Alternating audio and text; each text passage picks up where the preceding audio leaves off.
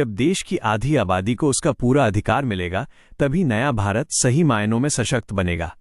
महिला सशक्तिकरण को लेकर मुख्यमंत्री योगी आदित्यनाथ ने एक बड़ा और दूरगामी विजन साझा किया है। आंकड़े बताते हैं कि भारत की संसद में अब तक केवल 15% महिलाएं ही पहुंच पाई हैं।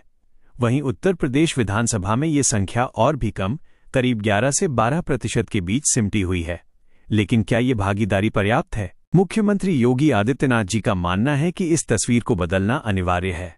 उन्होंने जोर देकर कहा है कि यदि महिलाओं की इस भागीदारी को बढ़ाकर 33% अनिवार्य कर दिया जाए तो ये समाज में एक क्रांतिकारी बदलाव लाएगा। योगी जी के अनुसार जब विधानसभाओं और संसद में महिलाओं की संख्या बढ़ेगी, तभी उन्हें उनकी आबादी के अनुरूप वास्तविक अधिकार मिल सकेंगे।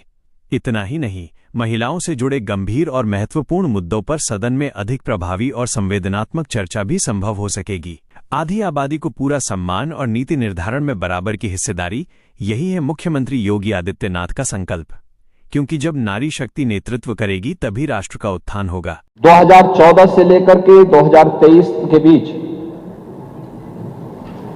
नारी सुरक्षा, नारी सम्मान और नारी स्वावलंबन के लिए प्रधानमंत्री मोदी जी के नेतृत्व में देश भर में आधी आबादी के लिए जो कार्य हुए हैं,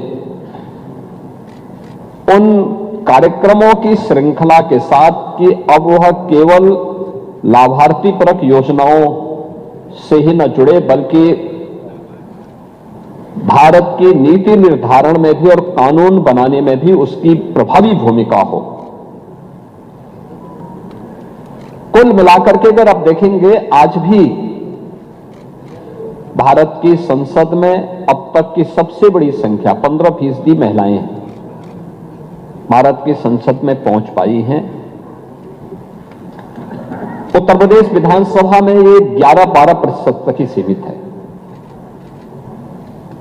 अगर इसी संख्या को हम बढ़ा करके 33% अनिवार्य रूप से कर लें और कुछ अन्य महिलाएं भी अगर आएंगी, तो संख्या 35 से 40% तक पहुंच सकती है, जो आधी आबादी के अनुरूप मिलने वाले उनके अधिकार के साथ साथ महिलाओं से जुड़े हुए महत्वपूर्ण मुद्दों पर चर्चा कर सके।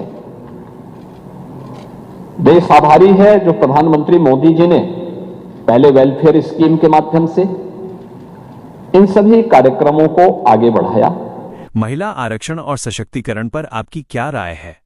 हमें कमेंट्स में जरूर बताएं और ऐसी ही खबरों के लिए सब्सक्राइब करें।